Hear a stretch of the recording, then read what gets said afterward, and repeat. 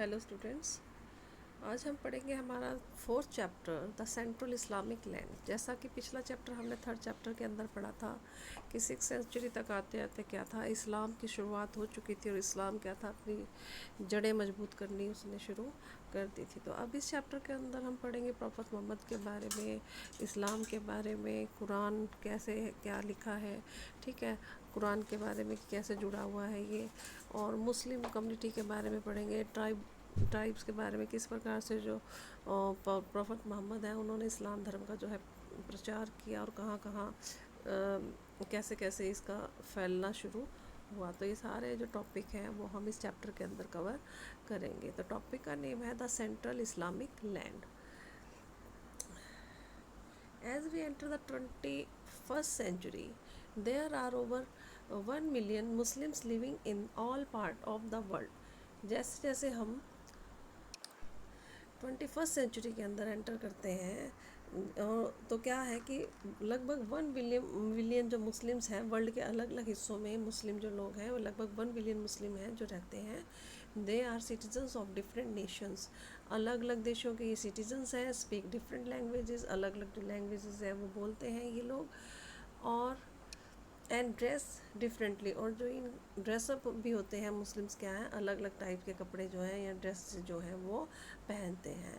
The process by which they became Muslims were varied, जिस जिस तरीके से ये लोग जो है मुस्लिम बने हैं वो तरीके क्या हैं, बिल्कुल डिफरेंट तरीके हैं। And so were the circumstances in which they went there separate veg. अब इनके जो तरीके थे, किस प्रकार से इन्होंने अलग अलग अपने जो है क्या सर्कमस्टांसेस थे कि ये अलग अलग इन्होंने सेपरेट जो है इन्होंने अपने रास्ते चुने। Yet the Islamic community has its root in a more unified past with unfold रफली 1400 years ago in the Arabian पेंसुला।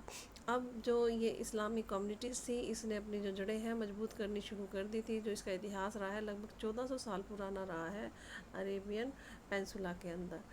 In this chapter we are going to read about rise of Islam. अब इस chapter के अंदर हम पढ़ेंगे कि किस प्रकार से जो इस्लाम है उसका राइज हुआ and its expansion over a vast territory extending from Egypt to Afghanistan. और ये इसका जो फैलाव था इतना बड़ा, जो इसकी टेरिटरी जो इसने कवर की थी इस्लाम ने, लगभग इजिप्ट से लेके अफ़गानिस्तान तक जो ये फैला था वो किस प्रकार से फैला था।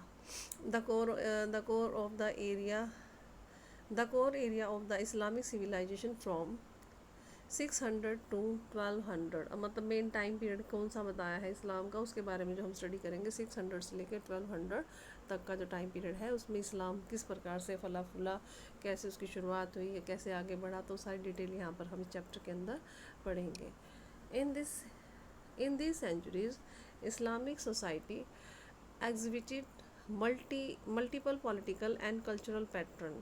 अब जो इस्लामिक सोसाइटी क्या शो कर रही थी, क्या दर्शा रही थी, इसके अंदर मल्टीपल पॉलिटिकल और कल्चरल जो पैटर्न थे इसके अंदर। The term Islamic is used hair not only in purely religious sense.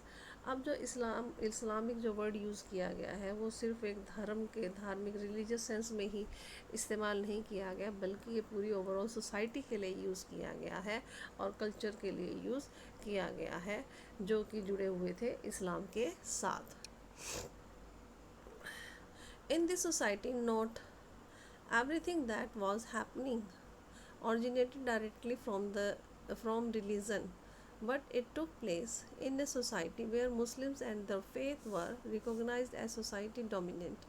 अब यहाँ पर इस सोसाइटी के अंदर कुछ भी ऐसा जो था ऐसा कुछ नहीं था कि ये बिल्कुल सिर्फ एक डायरेक्टली एक रिलीजन था इस्लाम, बल्कि क्या हो रहा था, ये धीरे धीरे एक सोसाइटी बनी मुस्लिम्स की, जहाँ पर मुस्लिम के जो फेथ थे उनको एक सोशली डोमिनेट, एक मतलब बहुत ही ज़्यादा भाई इनके विश्वासों को क्या दिखाया, सामाजिक तौर पर बहुत ज़्यादा मजबूत इनको दिखाया गया कि इनके जो विश्वास हैं, जो ये इस्लाम का या इनका जो मुस्लिम्स के जो ये इनकी जो भी ये धर्म को मानते हैं तो उनको बहुत ही ज़्यादा सोशली डोमिनेट उनको दिखाया गया। मीन्स वो बहुत ही ज़्यादा मजबूत दिखाए गए हैं, वे बहुत ज़्यादा इनको अपने विश्वासों को ये मानते थे। Non Muslim always formed an integral if subordinate part of the society as did Jews in Christian. अब ऐसा नहीं था कि नॉन मुस्लिम नहीं थे सोसाइटी के अंदर, नॉन मुस्लिम जो लोग थे वो भी सोसाइटी का हिस्सा थे। जिस प्रकार से क्रिश्चियन के अंदर जो क्रिश्चियन जो सोसाइटी थी उसके अंदर जिस प्रकार से ज्यूज़ रहते थे, ऐसे ही दूसरी सोसाइटीज़ के लोग भी जो है इसके अंदर रहते थे। अब ये आपकी ब्लू जो है आपकी इसके ब्लू बॉक्स के अंदर आपको क्या बताया गया है कि इसके सोर्सेज बताए गए हैं। मेनली थोड़ा सा ये टिपिकल है, लेकिन समझोगे कि क्या क्या है, क्योंकि इसमें एक तो वर्ड्स जो यूज़ किए गए हैं वो थोड़े से उर्दू वर्ड्स का यूज़ किया गया है, तो थोड़ा ध्यान से सुनना, ठीक है, और समझने की कोशिश करना क्या बताने की कोशिश की गई। मेन सोर्सेज बताए गए कि जो इस्लामिक हिस्ट्री है उसके हमें इतिहास के बारे में कहाँ से पता चलता है। Our understanding of the history of the Central Islamic land between 600 and 1200 is based on chronicles और तारीख। अब यहाँ पे क्या बताया कि जो हम इतिहास को समझते हैं, किसके जो सेंट्रल इस्लामिक लैंड का जो इतिहास है उसको जो हम समझ रहे हैं, जो कि किस टाइम पीरियड के बीच का 600 से लेके 1200 जो टाइम पीरियड बताया इन्होंने, किस पर आधारित है टोटली ये हिस्ट्री। जो क्रॉनिकल्स हैं जिसको कि तारीख कहा गया, तारीख मीन्स जिसके अंदर डेट वाइज टाइम वाइज कि कब कौन सी घटना घटी थी वो लिखी गई है डिटेल के अंदर, ठीक है, तो उससे हमें इसके बारे में पता चलता है। And semi historical work such as biographies, अब जैसे अब बायोग्राफीज़ हैं जिसको कि सिरा कहा जाता है उर्दू लैंग्वेज के अंदर, record of the saying and doing of the profit and commentaries on the Quran. भाई अब डिटेल कहाँ से पता चलती है, जो सेमी हिस्टोरिकल वर्क हुए जैसे कि बायोग्राफीज जो लिखी गई हैं जिनके बारे में, ठीक है, और जो भी प्रॉफिट मोहम्मद ने कहा है और जो कमेंट्रीज़ की जाती हैं कुरान में ऐसा लिखा गया, तो उनसे हमें इस इस्लाम धर्म के बारे में बहुत ज़्यादा जो है वो पता चलता है। The material from which these works were produced was a large collection of I witnesses report. अब जितनी भी इस जो भी मटेरियल यहाँ पर इकट्ठा किया गया है या जिससे इंफॉर्मेशन ली गई है वो क्या है, बहुत ही बड़ा कलेक्शन है आई विटनेसेस रिपोर्ट का, मतलब आंखों देखी घटनाओं का, जैसे कि अकबर के टाइम पीरियड में जो भी उसने देखा उसने लिखवा दिया आगे, ठीक है। अब transmitted over a period of time either, जो कि समय के साथ फैलती चली गई, चाहे वो ओरल मतलब ओरली फैली हो या पेपर पर लिख कर फैली हो, ठीक है। तो इस प्रकार से जो भी ये घटनाएं हुई हैं और तो उनको आगे चाहे ओरली आगे ट्रांसमिटेड किया गया है और चाहे पेपर पर लिखकर आगे फैलाया गया है। The authenticity of each report, खबर ये वर्ड है आपका, खबर तो सुना होगा आपने कई बार। तो जितनी भी ये रिपोर्ट्स थी इनकी सच्चाई was tested by a critical method, मतलब उसको एक क्रिटिकल मेथड के द्वारा उसको टेस्ट किया गया है, which traced the chain of transmissions and establish a reliability of the narrator. अब इसको बहुत बार मतलब कि जो है इसको टेस्ट किया गया क्रिटिकल मेथड के द्वारा और इससे सिद्ध होती है जो रिलायबिलिटी है किसकी, नरेटर के जो लेखक है भाई उसने सही लिखा या नहीं लिखा, और इसको चैन के द्वारा एक के बाद एक चैन मतलब सिस्टम बना के सारी इंफॉर्मेशन आगे दी गई है। Although the method was not full proof, हालांकि ये जो मेथड है जिस मेथड से ये हमें इंफॉर्मेशन मिली है तो ये ऐसा नहीं है कि बिल्कुल फुल प्रूफ है। medieval Muslim writers were more careful in selecting the information and understanding the motive of their informant than were their contemporaries in other part of the world। अब यहाँ पर जो मिडिवल मुस्लिम राइटर्स थे ये बहुत ही ज़्यादा careful थे, जो ये इंफॉर्मेशन सेलेक्ट करते थे। पहले सबसे पहले क्या करते थे, ये अंडरस्टैंड करते थे कि जो इन्फॉर्मेंट है मतलब जिसने ये खबर दी है, जहाँ से इनके पास ये खबर आई है वो खबर देने का या जो भी ये इंफॉर्मेशन है उसका मोटिव क्या है देने वाले का, ठीक है, जो भी, और बाकी जो उस समय के कंटेम्प्रेरी वर्ल्ड के अंदर और क्या बातें चल रही हैं, मतलब वो पूरे तरीके से अपनी पहले जांच पड़ताल जो थे वो करते थे कि भाई ये खबर देने वाले का क्या अर्थ है, क्यों दे रहा है ये हमें, इसका मोटिव क्या, और ये खबर जो उस समय बातें चल रही थी उस कंटेम्प्रेरी वर्ल्ड के अंदर क्या उसके अकॉर्डिंग ये खबर सही है या गलत है।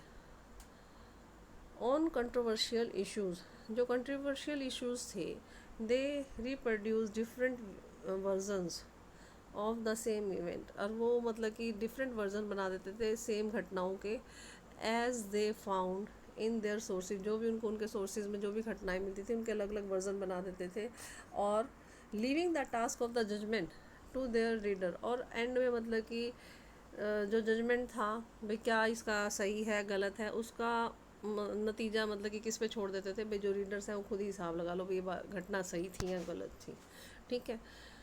There description of events closer to their own times is more systematic and analytical and less of the collection of the Akbar।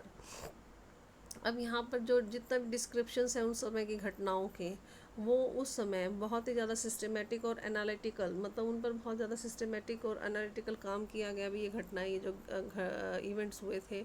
और लेकिन क्या है, Akbar less of a collection of Akbar, लेकिन जो अकबर का जो कलेक्शन था इन घटनाओं के बारे में जो भी जानकारी, उससे ये कम ही है। Most of the chronicle and semi chronicle work are in अरेबी।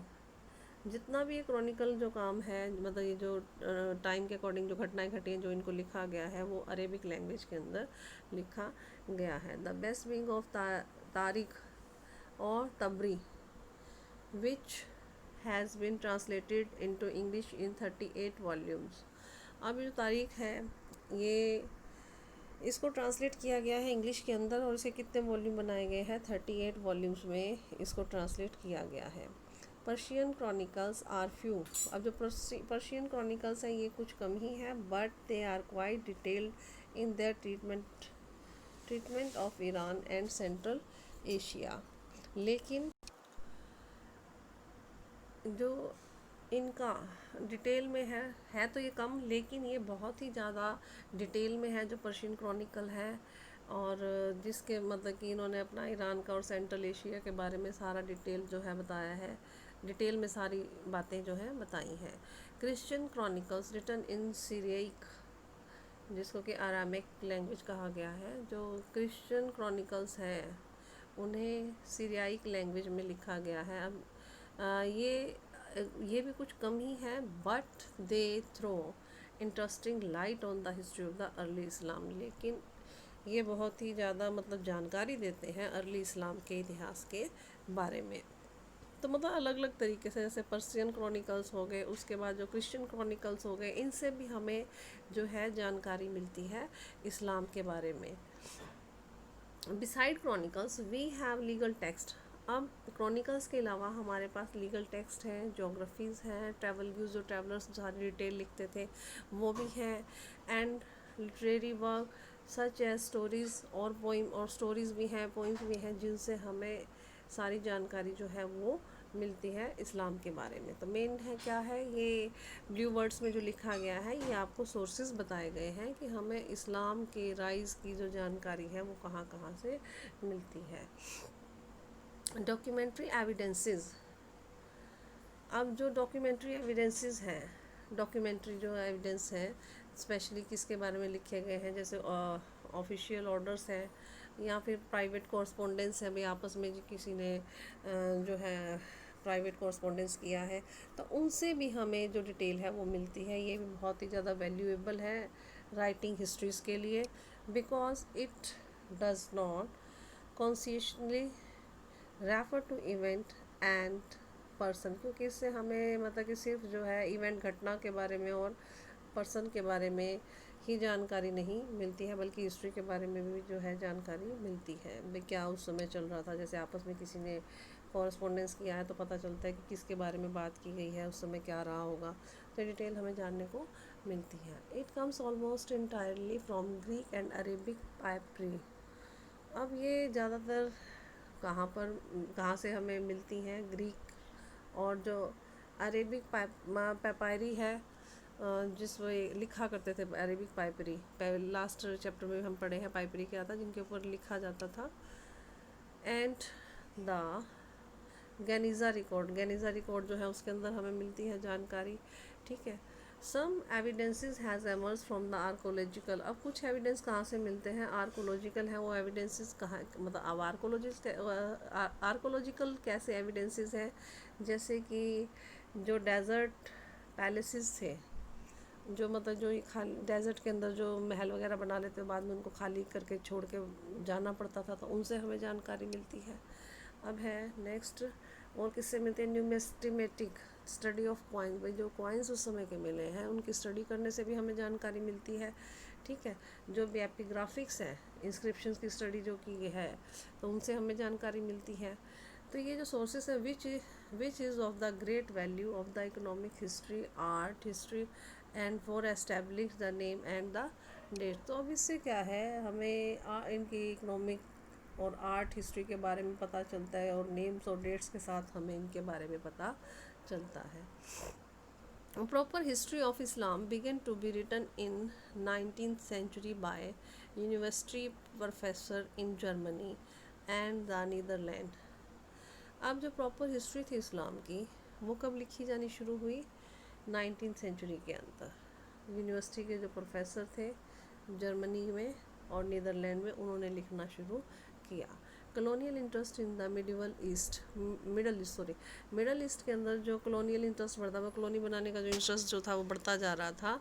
And the North Africa encourage French and British researchers to study Islam as well. और जो नॉर्थ अमेरिका के अंदर भी जो फ्रेंच और ब्रिटिश रिसर्चर थे, उन्होंने इस्लाम की जो रिसर्च थी वो करनी शुरू कर दी। मतलब एक तो जो कॉलोनियल जो इंटरेस्ट बना, सेकेंडली क्या था, जो फ्रेंच और ब्रिटिश रिसर्चर्स थे, उन्होंने भी इस्लाम की स्टडी को शुरू कर दिया।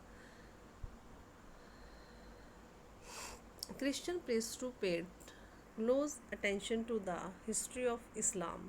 अब जो क्रिश्चियन प्रीस्ट थे, उन्होंने भी बहुत ज़्यादा ध्यान देना शुरू कर दिया था इस्लाम की हिस्ट्री को जानने के लिए, and produce some good work, और इनके लिए बहुत अच्छा काम किया। Although their interest was mainly to compare Islam with Christianity. हालांकि उनका जो मेन काम क्या था कि वो कंपेयर करना चाहते थे इस्लाम को किसके साथ? क्रिश्चियनिटी के साथ। क्यों? क्योंकि इस्लाम अब बढ़ता जा रहा था, फैलता जा रहा था, तो वो अपना जो उनका क्रिश्चियन धर्म था उससे उसको कंपेयर करना चाहते थे। दी स्कॉलर्स कॉल्ड ओरिएंटलिस्ट। अब इन स्कॉलर्स को क्या कहा जाता था? इन्हें कहा जाता था orientalist. Are known for their knowledge of Arabic and Persian.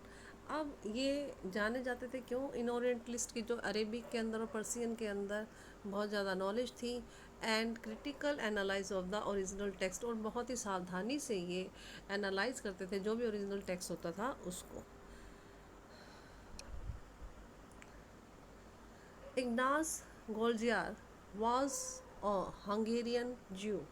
अब इग्नास जो गोल्जियार था, वो एक हंगरी का ज्यू था, who studied at Islamic college. कहाँ पर पढ़ा था? इस्लामिक कॉलेज के अंदर पढ़ा था। कहाँ पर? कैरियो में। And produce path breaking studies in German of Islam law and theory. इसने जो बहुत ही ज़्यादा स्टडी की थी इस जर्मन के अंदर, जर्मन ऑफ इस्लामिक लॉ, जो इस्लाम का जो लॉ था उसके बारे में, जो थियोलॉजी थी उसके बारे में। 20th century historians of Islam have largely followed the interest and method of the Orientalist. अब 20th century के अंदर जो historians थे इस्लाम के, उन्होंने जो था बड़े ज़्यादा लेवल पर जो है जो भी मेथड्स थे इन ओरिएंटलिस्ट के, उनको फॉलो करना शुरू कर दिया था। They have widened the scope of Islamic history by including new topics. अब ये और ज़्यादा जो है स्कोप ढूंढ रहे थे इस्लामिक हिस्ट्री का, कि नए नए जो टॉपिक्स के उसके अंदर जोड़ के, and by using allied discipline, और जो भी इनके इकट्ठे इनके जो डिसिप्लिन्स होते थे, इनके जो नियम कायदे होते थे, उनके बारे में उनको इकट्ठा करके, such as economics, anthropology and statistics have refined many aspects of the orientalist studies. अभी किस किस विषय में करते थे स्टडी? इकोनॉमिक्स की, एंथ्रोपोलॉजी की, स्टैटिस्टिक्स की। और इससे जो है जो ओरिएंटलिस्ट स्टडी थी उसके मतलब कि आगे फ़ायदे, एस्पेक्ट जो है, नतीजे जो है वो निकल कर आते थे इन चीज़ों को स्टडी करने से।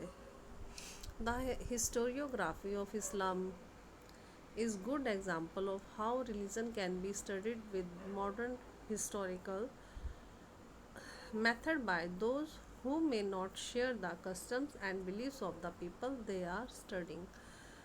अब यहाँ पर क्या बताया गया है आपको कि जो हिस्टोरियोग्राफी है इस्लाम की, मतलब जो इतिहास रहा है इस्लाम का, ये मतलब किस प्रकार से इस धर्म की जो है स्टडी की गई है मॉडर्न हिस्टोरिकल मेथड्स के द्वारा। क्योंकि अब बहुत सी ऐसे कस्टम्स हैं या बिलीव्स हैं इन लोगों की, ये लोग जो है आपस में शेयर नहीं करते, किसी को भी नहीं बताते कि जो इनके बिलीव्स हैं या कस्टम्स हैं। तो अब लोग इनके बारे में किस प्रकार से जानते हैं, अगर इस प्रकार की जो स्टडी जो है ओरिएंटल स्टडी जो की गई है अगर वो ना की जाती तो अब ये एक थोड़ा सा आपको बताया गया है, इसका इंट्रोडक्शन कहाँ से सोर्सेज मिले हैं, किसने स्टडी की है इसकी।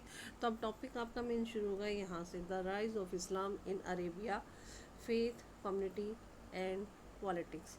तो इस टॉपिक को कल शुरू करेंगे हम नेक्स्ट वीडियो के अंदर, और यहाँ पे आप इस चैप्टर को पढ़ लेना, कोई प्रॉब्लम हो तो मुझसे डिस्कस कर लेना। Thank you.